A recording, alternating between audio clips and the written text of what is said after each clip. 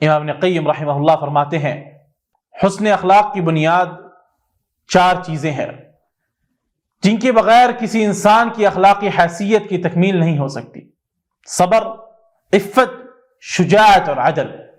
صبر یہ ایک ایسی کیفیت ہے جو انسان کو برداشت، غصے پہ کنٹرول، دوسروں کی تکلیف سے رکنے، حلم اور نرمی کے ساتھ پیش آنے پر مجبور کرتی ہے۔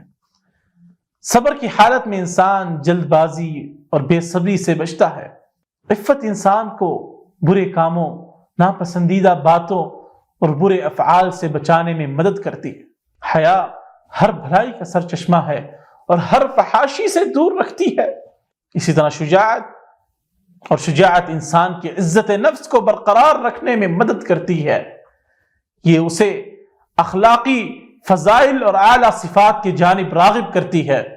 شجاعت انسان کو سخاوت، بہادری اور دوسروں کی مدد کرنے کے جذبے سے بھر دیتی ہے۔ اور چوتھی چیز عدل، انصاف۔ عدل کی بنیاد پر انسان کی اخلاقی حالت میں توازن آتا ہے اور یہ اسے خوشگوار اور مثبت شخصیت بناتا ہے۔ یہ 4 ارکان ایک مکمل اور متوازن اخلاقی شخصیت کی تشکیل میں معاون ثابت ہوتی ہیں۔